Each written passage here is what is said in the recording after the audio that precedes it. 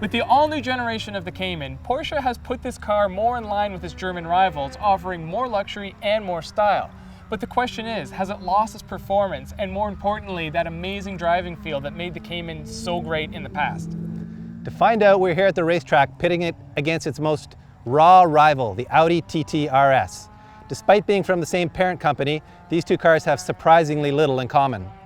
It's mid-engine versus front engine. It's rear-wheel drive versus all-wheel drive. Naturally aspiration versus turbocharger. Manual versus not quite manual.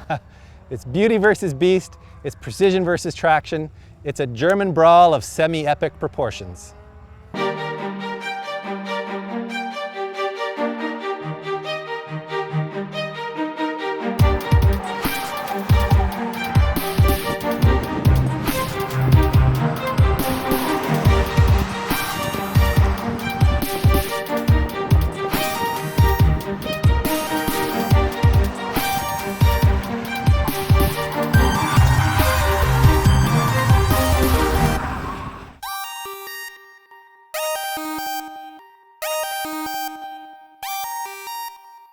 Getting right into the specs, the Cayman S uses a 3.4-liter flat six that produces 325 horsepower and 272 pound-feet of torque. While a 6-speed manual is available, our Cayman has the 7-speed PDK dual-clutch automatic. Weighing just over 2,900 pounds with the PDK, this Cayman is roughly 400 pounds lighter than the TT RS. Porsche claims the Cayman S can hit a top speed of 174 miles an hour, same as the Audi, and can sprint from 0 to 60 in 4.4 seconds with the Sport Chrono package. Pricing for the Cayman S starts at $63,800, while our test vehicle came in at $84,170 after destination charges. The Audi TT RS comes equipped with a 2.5-liter turbocharged direct injection engine that makes 360 horsepower and 343 pound-feet of torque. The TT RS only comes with a 6-speed manual gearbox, and thanks to its famed Quattro all-wheel drive system, will go from 0 to 60 miles per hour in 4.1 seconds. The TT RS's price starts at $57,200, and optioned out the way we have ours, it's around 65 grand. The new Cayman features gorgeous styling first seen on the Boxster last year, and now that the roof has been added, I think it looks even better.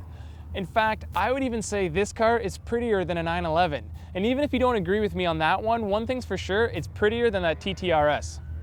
Although silver isn't exactly the most exciting color for a car, somehow this Porsche pulls it off. Then again, the Cayman could be painted in hot pink and it would still look fabulous.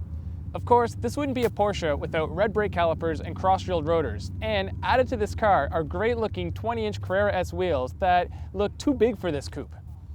I can't disagree with you, Mike. The Cayman is the prettier of the two cars, although maybe it's a little feminine looking compared to the TT, especially in RS trim, it just looks angry. For starters, the RS has much more aggressive front and rear bumpers and restyled side valances.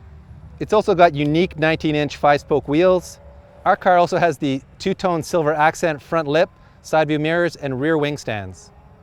There isn't a lot to differentiate the RS from a regular TT, although it does have this beautiful flat-bottomed multifunction sports steering wheel, and it also has TT RS emblems embroidered on the seats.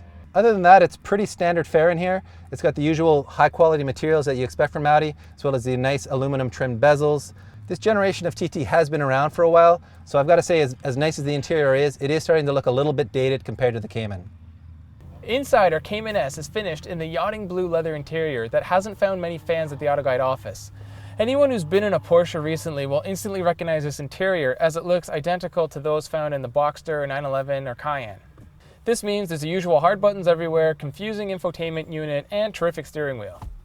I'm usually not a fan of a Bose audio system, but in this car it's actually terrific. It's loud, crisp, and clear. But of course, this Porsche has the idiotic swing-out cup holders. Porsche's PDK transmission is amazing. There are paddle shifters back here, and they are fun to play with, but what's the point?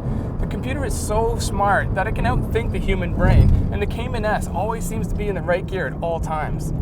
The steering, braking, and handling of the Cayman S is everything you've heard of. It is phenomenal. The communication you get from the road through everything on this car is just perfect. The engine is definitely down on power compared to the TT RS, but as long as you rev it up high in the RPM range, it comes alive and does provide a decent amount of grunt. And thanks to that PDK transmission, it's always in the power band. And then there's that sound. Nothing in the world sounds like a Porsche flat six. I know I mentioned it once already, but I need to mention the brakes again. We did several laps in this car and there was no fade, whereas the TT RS would fade after a while. This car never leaves you in doubt that it may not stop when you're entering a corner.